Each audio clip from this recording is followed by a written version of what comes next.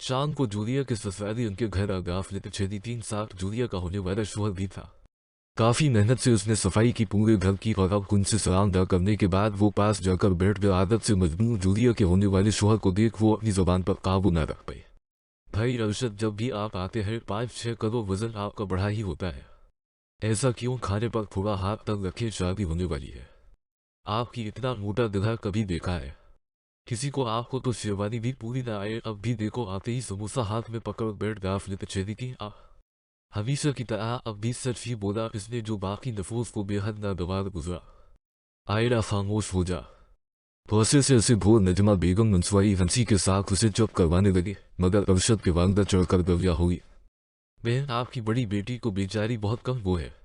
काम की बात भी मुश्किल से करती, फिर ये छोटी की दफा आपकी तरबियत में क्या कमी रह गई थी जो इतनी जबान खुल गई? 80 लड़कियों की इतनी लंबी जबान, इन पर जफ्ती नहीं बचते नहीं पाते, इससे पर तमीज रहते। आंटी जी ना कर देख ले, छोटी सी तो मेरी जबान है, पर आप बड़ी बड़ी बोल कितनी बातें सुना रही है। वैसे आपको बता दो, रिश्ते मुझे देखने नहीं रहे थे, बल्कि मैं लड़के को देखने जाऊंगी और पसंद करूंगी।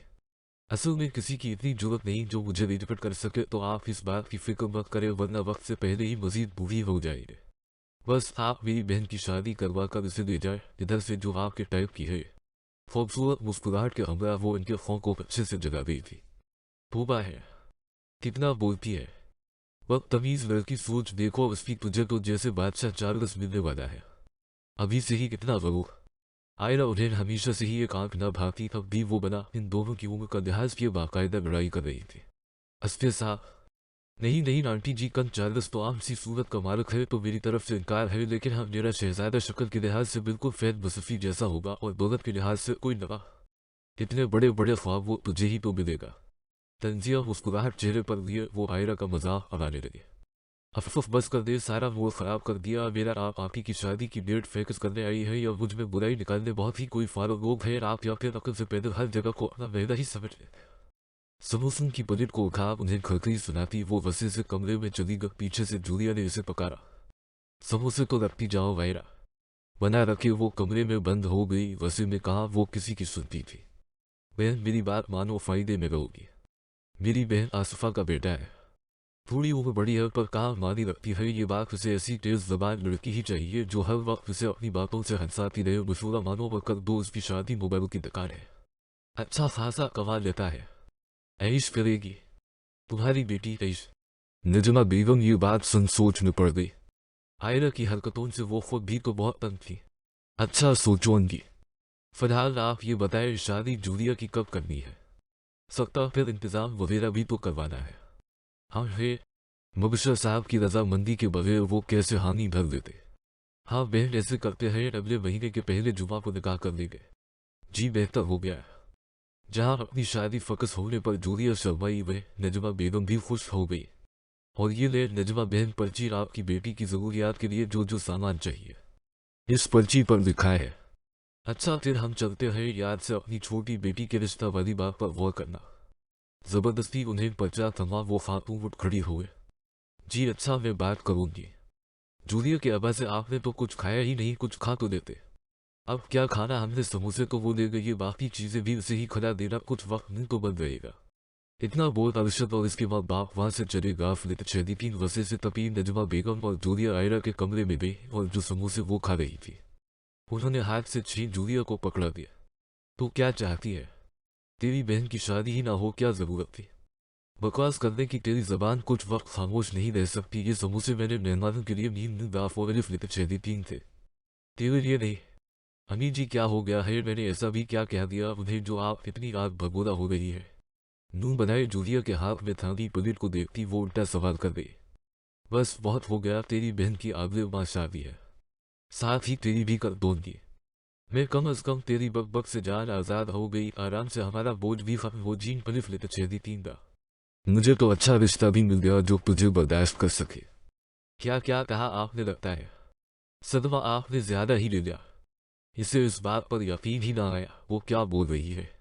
मैं होश में हूं और तब तेरे होश ठिकाने लगाऊंगी अगले माह तेरी शादी करके।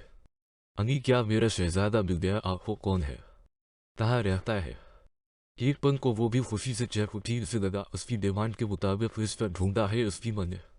हाँ हाँ, तेरा शहजाद जूलिया क्या नाम है उसका जो तेरी सास ने बताया था। पलट कर वो जूलिया से मुखातब हुए। जी रमीर अशरफ नाम है इसका। फौरन ही हंसकर जूलिया ने धमाका क्या आयरा के सर पर। हाँ अशरफ है तेरा शहजादा। क्या लेकिन शहजादों के नाम ऐसे नहीं होते, और उसकी सास ने जिसके बारे में बताया होगा वो इनके जैसा ही होगा। अमीर ऐसे भी दुश्मन है वो मेरी। इसे काफी बुरा लगा ये देख हस्फीमा कैसे इस रिश्ते के लिए मान दे। जो भी है अच्छा कमाता है और तुझे बर्दाश्त कर लेगा, वो इतना ही बहुत है, वरना पूरी उम्र यूं ही बैठी रहेगी। वो तो जैसे ठान चुकी थी इस घर से निकालने पर से। अमीर जीवन मैं पढ़ रही हूँ। अच्छा पढ़ रही है तो हफ्ते में एक मर्तबा कॉलेज की शक्ल देखती है। सारा दिन घर पर बैठी खयाली पुलाव बनाने का काम है, तुझे भर में तो तब आ गो। तब से भी छोटी उनकी थी मैं जब शादी हो गई थी मेरी तेरे बाप से। अमीर ने समझ सकती हूँ मेरी नानी आपसे बहुत तंग आ गई थी, इसलिए मुसलसल बहस करके वो उन्हें कायल करने पर तली थी, पर शायद ऐसा मुमकिन नहीं था इस बार।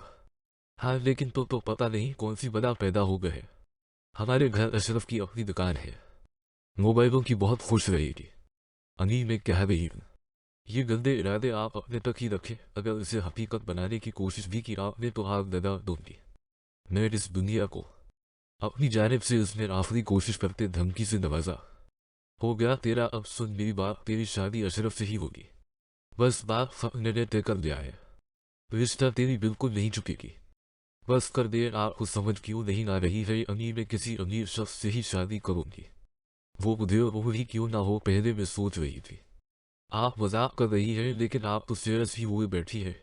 हाँ मैं सीरियस क्योंकि खुश फहमियों में मुबतला नहीं होने कि कोई अमीर शख्स तुमसे ही तो शादी करेगा।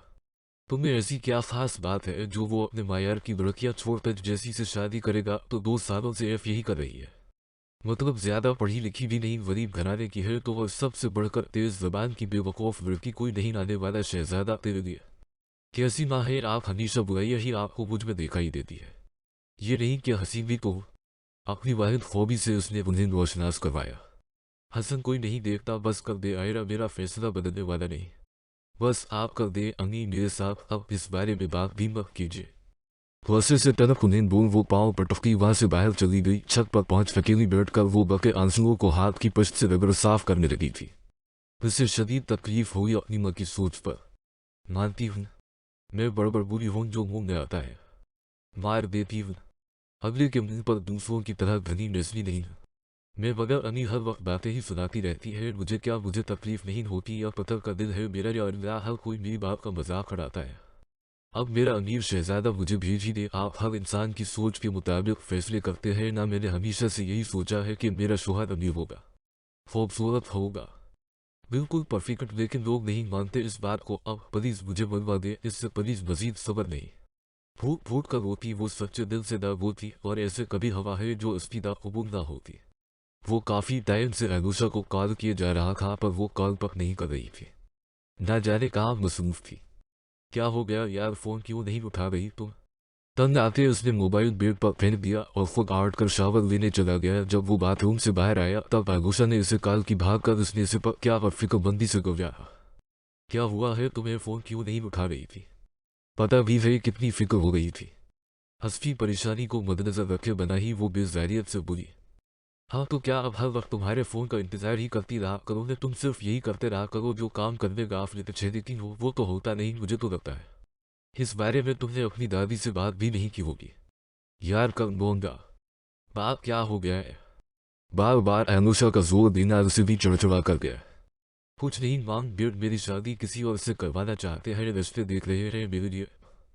यार तो तुम मना क्यों नहीं कर रही। फारिस की परेशानी अब मजीद बढ़ी। कैसे मना कर दो, वो मेरी बात नहीं सुन रहे। उन्होंने कहा है तुम्हें इतनी हिम्मत नहीं जो तुम अपनी दादी से सारा बिजनेस अपने नाम लगवा सको, इसलिए मैं अब इंतजार में बैठी बूढ़ी होने की बजाय की बात इसलिए फारिस मुझे बता तो कुछ करे। ओके मैं कुछ करता हूँ, कुछ वक्त दो मुझे, अभी करो वरना मुझे तुम शहीद खो दोगे। इतना बोल अनुषा ने फोन बंद कर दिया।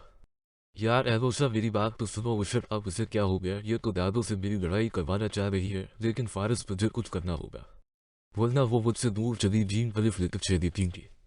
हिम्मत जताए वो रॉकी और बेगम के पास चला गया।